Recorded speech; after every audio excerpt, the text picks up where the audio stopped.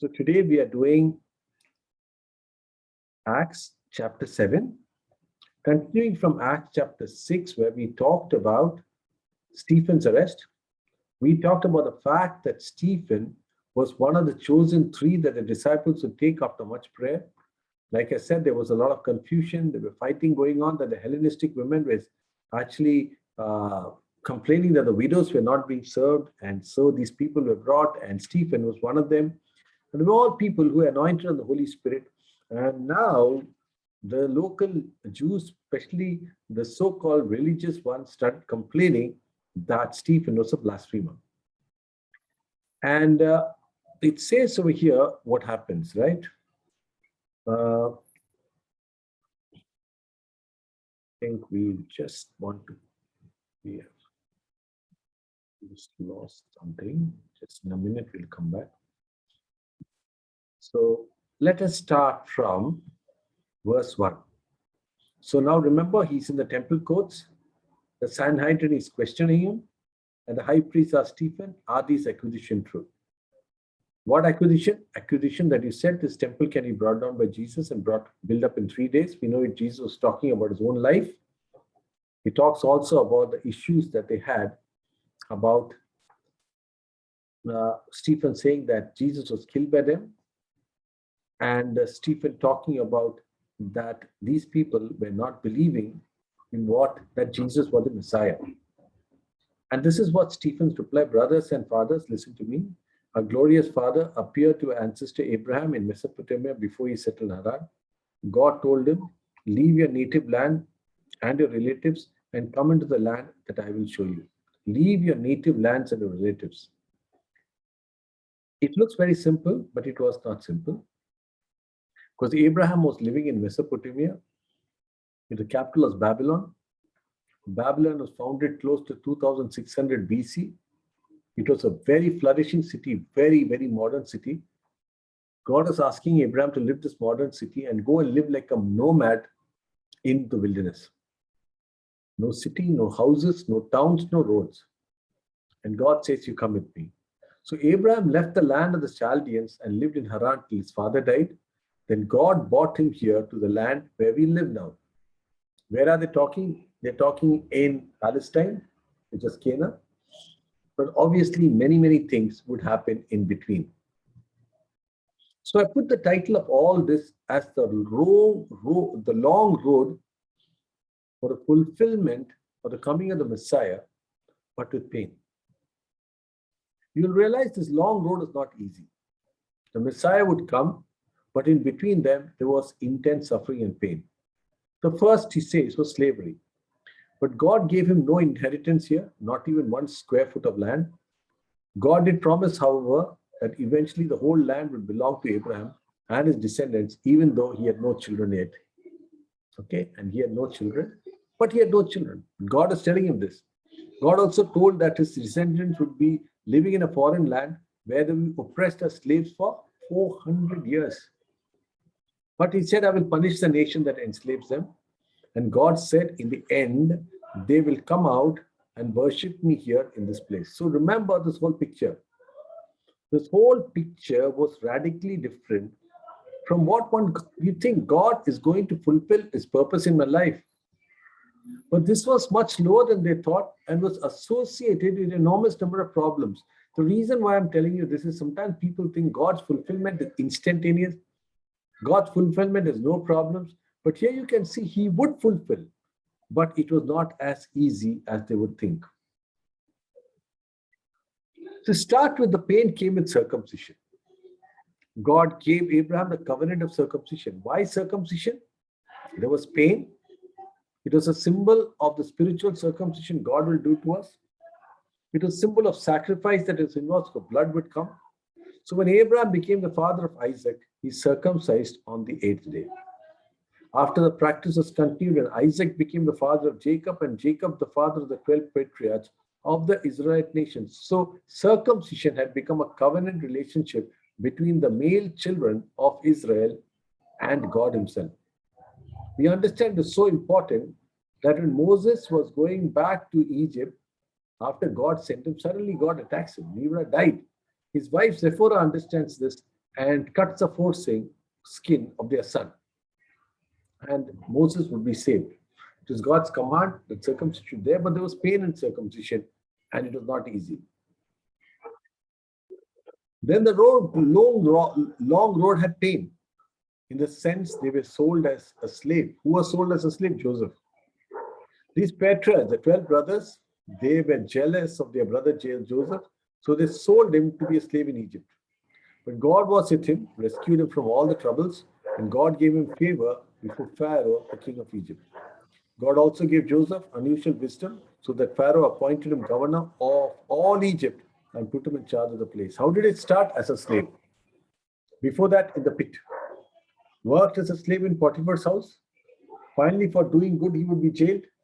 Then picked up from the jail, brought into Pharaoh's palace, would become the ruler of Egypt, trusted enormously by Pharaoh, that finally Pharaoh would allow him to bring his own family out there. Then came the famine. Famine for whom? For everybody else other than Joseph. So when the famine came upon Egypt and Canaan, there was great misery for the ancestors. The second time they went, Joseph revealed the identity of his brothers and they were introduced to Pharaoh. Then Pharaoh sent for his father Jacob and his relatives to come from Egypt, 75 persons in all. So Jacob went there to Egypt, died there as did our ancestors. Their bodies were taken to Shechem and buried in the tomb of Abraham and brought for a certain price from Hamor's sons. Okay, basically remember one thing, what was happening? It was going on in the most amazing way that God was showing that his purposes would be fulfilled, but not in the time frame that anybody would have thought, because by now God has been prophesying to Abraham, not at all in the way we think things should happen, but it was done in a way that was so different than they would ever imagine. So now we find this different picture. Joseph is the king of, or like the governor of the whole of Egypt. For a moment, it looks like things are looking good. The people are finally happy. They got homes to stay. They are actually growing in number and prosperity. And there was this area of Goshen, and they would be multiplying and multiplying and multiplying and doing well. But the long road, again, would have a problem. As the time drew near when God would fulfill his promise to Abraham, the number of people in Egypt increased. See, understand, when God realized it's time to fulfill, it is not like the way that we would think. The road was difficult, but then a new king came to the throne of Egypt who knew nothing about Joseph. And the king exploited our people, oppressed them, forcing them to abandon their newborn babies so that they would die. All the male children had to be killed, because he felt these Israelites were getting too powerful. It was too risky for them. Just when they thought problems were over, another problem would come. Okay? The long road with pain would have a baby that would be abandoned. And at that point of time, what was happening was purely this, that Moses was born, a beautiful child in God's eyes. His parents hid him and cared for him for 3 months. Then they actually made a little basket of rushes and allowed that baby to float in that basket towards a place where Pharaoh's daughter was having a bath, and Pharaoh's daughter would take him and adopt him. And he would be brought up as the king of the Pharaoh. Very important, he was powerful in both speech and action. Later on, you'll realize that when Moses was in the wilderness, he tells God, God, I cannot speak, I stutter. You know, that was a change that would take place in Moses. A man who was powerful, both in speech and action. He was an orator at that point in time in Egypt. The long road of pain was associated with a price that would mean that Moses had to give up the title that he was the son of the Pharaoh. So one day when Moses was 40 years, he decided to visit his relatives, the people of Israel, as he was walking. He saw an Egyptian mistreating an Israelite, so Moses came down to the man's defense and killed the Egyptian. Moses assumed his fellow Israelites would realize that God had sent him to rescue them, but they didn't. That is not the way God wanted. Moses thought that this would be the way God would work. This is the problem with all of us. We try to do things imagining that God would work in a particular way. Okay. The next day, he visited them again, and he saw his two men of Israel fighting. And he wanted to be a peacemaker. He said, "Men," he said, "your brothers, why are you fighting?"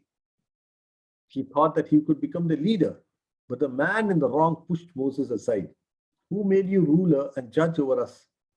Are you going to kill me as you killed the Egyptian yesterday?" When Moses heard that, he fled the country and lived as a foreigner in the land of Midian, where his two sons were born. Now what happens? Moses is thinking that people will accept him as their savior. No, they reject him. They say, "You're nothing. You just do today. You saved us. Tomorrow you may kill us." Rejected and lonely and afraid, because he knew that people had come to know that he had murdered the Jew, and he knew that he had murdered the the Egyptian. And now if this truth comes to Pharaoh, he would lose his life, so he runs. Now look at the story. 40 years later. He was 40 when he ran. Now he's 80 years old. An angel appears to Moses in a flame in a burning bush. When Moses saw it, he was amazed at the sight. He went to take a closer look. The voice of the Lord called him, "I am the God of your ancestors, the God of Abraham, Isaac, Jacob." And Moses shook with terror. He had never seen God face to face. This is a terrifying thing. Then the Lord said to him, "Take off your sandals, for you are standing on holy ground. I have certainly seen the oppression of my people in Egypt. I've heard the groans and have come down to rescue them. No, now go, for I am sending you back to Egypt." What a thing. You thought life was easy? 40 years of hardship? God could have sent him after 1 year. God could send him when his skills were still good. God can send him, he could remember to speak well. God could have sent him when he's young and strong. God catches him 40 years later and says, "Go back to Egypt." "Egypt, me? I cannot speak." So God says, "Okay, doesn't matter, just go. I don't have anything. Show me the rod in your hand and I will transform it." I am absolutely not ready for this, right? And even tonight, I want you to understand this truth. God is an astounding God. Sometimes he breaks us down to a point that we can only trust and rely on him. Takes away strength, takes away talents, takes away skills, empties us completely and say, "Come take a walk with me." It's a great encouragement for somebody today to think you're going through a difficult time in your life, okay? The wrong road was filled with pain because he was an unwanted leader. God sent him back. Where? Sent him back to the place which had rejected him, and who had told who made us ruler. And through the angel who appeared to him in the burning bush, God sent Moses to be their ruler and savior. And by means of many wonders and miracles, he led them out of Egypt through the Red Sea and through the wilderness for 40 years. It is not easier. 40 years of a nation that kept complaining day and night. So then Moses himself told the people of Israel, "God will raise up for you a prophet like me from among your own people."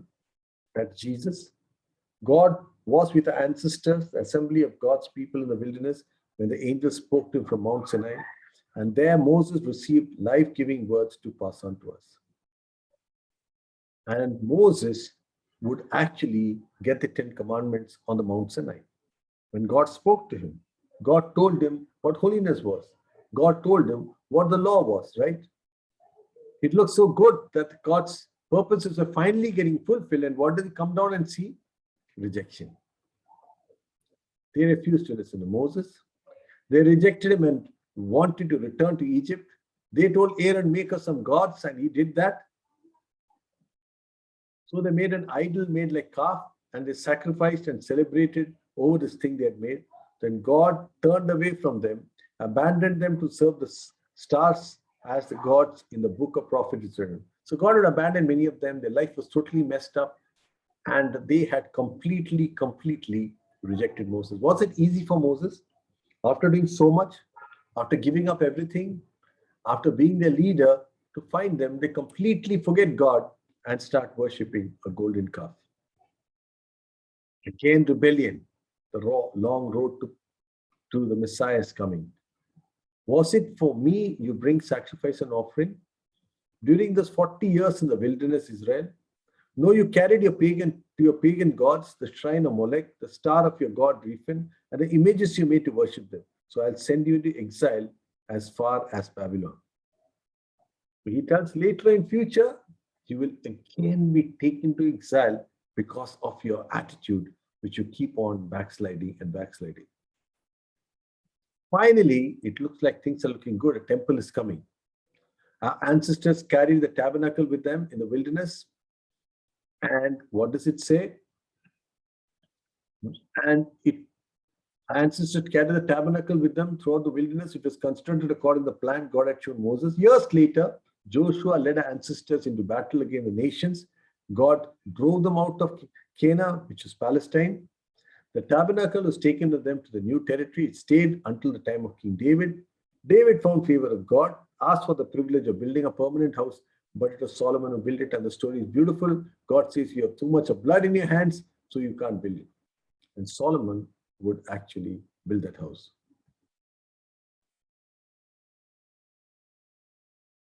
But it says, but what is the use of the house? Because truly God doesn't build in man-made temples. However, the Most High God doesn't live in temples made by human hands, as the prophet says. Heaven is my throne and earth is my footstool. Could you build me a temple as good as that? Asked the Lord. Could you build me such a restless place? Don't my hands make both heaven and earth? God is asking, I know there was a temple, but really do you think I live in that? Because I am the creator of the universe. And this is the situation that's going on. And this is what Stephen is talking to the people there. They are listening to him aptly because he's reciting the whole of the Old Testament like an authority. And now he says, God was not to remain in a temple. Then he says, you stubborn people, you are heathen at heart and deaf to the truth. Must you forever resist the Holy Spirit? That what your ancestors did, so do you. Name one prophet your ancestors didn't persecute. If you look at the Old Testament, every prophet would be persecuted by the Israelites. They'll persecute them, they'll kill them, they'll persecute them with Elijah, with Peter John the Baptist, with Jeremiah. Everybody would be given a very difficult time. They even killed the ones who predicted the coming of the righteous one, the Messiah, who we betrayed and murdered. You deliberately disobeyed God's law, even though you received it from the hands of angels. Right? You deliberately disobeyed God's laws, it says. Now, what happens? By now, the Jewish leaders are unhappy because the word said you disobeyed God's laws. Now, they are the people who tend to believe that they deliberately get great things from the God's law. The Jewish leaders were infuriated by Stephen's accusation and they shook their fist at him. There was not one word which he said which was a lie. But Stephen, full of the Holy Spirit, gazed steadily into heaven and saw the glory of God, and he saw Jesus standing in the place of honor at God's right hand, and he told them, look, I see the heavens open and the Son of Man standing in the place of honor at God's right hand. He said what he spoke what he saw. And I just took this verse which says, then they put their hands on the ears and began shouting. They rushed at him, dragged him out of the city and began to stone him. His accusers took off their clothes and laid it at the feet of a young man called Saul. And they stoned him, and Stephen prayed, Lord, receive my spirit. He fell on his knees shouting, Lord, don't charge them with this sin. And he died. It looks like what a terrible loss. A young man come to the Lord, anointed, baptized, and in no time he's dead. But the Bible tells us, unless a seed of wheat falls to the ground and dies, it remains only a seed. But if it dies, it produces many seeds. It's important that we understand that we are called to die. We should die as in ourselves, in our personality, in our lives. And here you find that this death would take place at the feet of a man by the name of Saul, who would become Paul. Stephen probably did not even feel the pain as he saw Jesus standing on the right hand, the glory of God out there. Stephen did not realize anything, but the truth was he could only see the glory of God. He was a seed that would die, but that seed would produce an unbelievable harvest through Saul, who would become Paul. Something out there probably touched the heart. He started persecuting more people, but when the word of God came, he would accept the Lord completely. Tonight, you're going through maybe a very difficult time. Tonight, you think that the road that looks totally barren, but the truth is God is still in control. We see here the prophets were going through difficult times. People were going through difficult. They had so many issues. But the bottom line was this, that God was in control. He fulfilled the purpose for which he had created each individual. The Pharaoh was created for the individual, and Moses was created for an individual. And finally, the Messiah would be born. Tonight, I want you to be encouraged by the fact that God's purposes will be fulfilled in your life. The second thing I want you to understand, do not be scared of death or fear death, because the Lord the Father will open the heavens to reveal the glory that awaits all believers. So tonight I want to bless you. I want to commit you into God's hands. And I pray that the Holy Spirit will encourage you tonight with the knowledge that yes, there are difficult times for some people ahead. I don't see everybody go through, but definitely most people go through. The word of God says he chastises whom he loves. But whatever it is, you have to understand one thing. He is in absolute control. And we have to be the seed who's saying, Lord, here I'm ready to die. Give up my passions, give up my job, give up whatever you want, if that is your will, that I could bring the kingdom of God where I stand. In Jesus' name I pray. Amen.